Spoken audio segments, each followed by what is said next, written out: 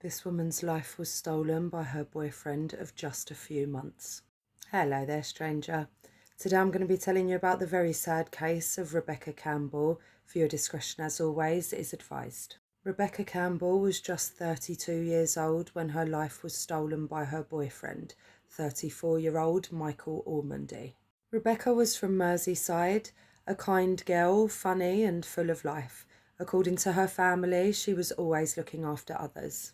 Think of your friends, stranger, your sister, your cousin, your daughter, your mum, the women in our lives that we love and cherish, those that help us when we're in need and that uplift us when we're down.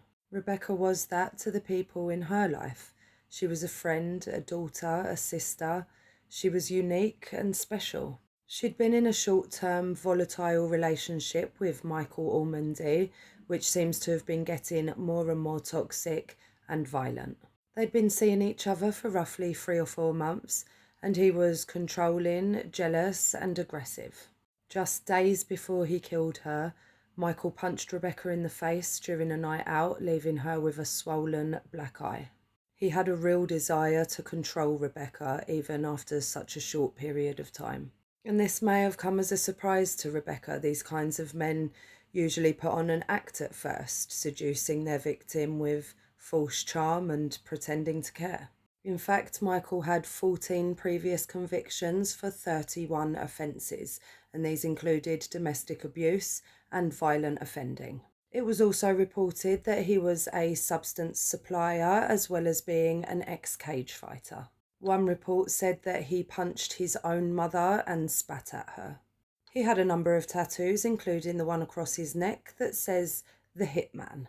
And so the two were in this short relationship, which had progressively become more dangerous with escalating arguments and incidents of violence. On the 15th of April 2025, Michael visited a hotel with another woman, claiming that he was going to see his children. And later that evening, he went to Rebecca's and broke into her home. Rebecca was on the phone at the time and her friend heard her say, "Go away, Mick, get out." Michael was wearing a bulletproof vest and he launched a brutal attack on Rebecca, stabbing her 18 times and slashing her 9 times. Many of Rebecca's wounds were defensive injuries from trying to fight him off. After his cowardly attack, he fled the scene. Rebecca managed to stagger outside, covered in blood, and told her neighbours, "My fella stabbed me," before losing consciousness. The beautiful Rebecca lost her life the following day as a result of her injuries. Michael Ormondy called police after his horrific crime and told them, quote, "If they touch my dogs, I'm going to start killing police officers one by one. I'm going to start shooting if anything happens to my dogs. My dogs are my babies." He also threatened mass violence and claimed he had on an explosive device, saying, quote, "I promise on my kid's life. I've got a suicide vest and I'll blow everyone up. I've got nothing to lose now." He was located by police walking alongside a canal and arrested. He threw his phone into the water just before the arrest. He told the police he acted in self-defense and that Rebecca had inflicted all those injuries on herself. I really want to go off on how much of a coward and POS this guy is, but I'm just trying to stick to the facts. I think we can all see the intention here, and of course we know that he broke into her home. Because his story was ridiculous and clearly untrue, his defence was rejected by the jury, and they unanimously found him guilty of Rebecca's murder.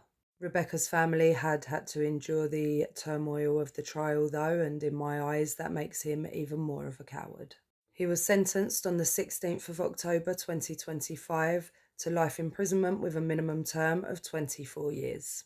Rest in peace to Rebecca Campbell. Of course, I didn't know Rebecca personally, but these stories reflect us all and could happen to any one of us. And that is why, as some of you may already know, this October I'm walking 62 miles for Refuge, the UK's leading charity in helping women and children escape domestic abuse. My aim is to raise awareness and hopefully some funds for this fantastic charity. So if you can support, the link to my fundraiser is in my bio. And if not, then please do all of the bits with this video and help me raise awareness instead. And as always, to you stranger, if you've stayed with me up until now, then thank you for watching and I will see you for the next one.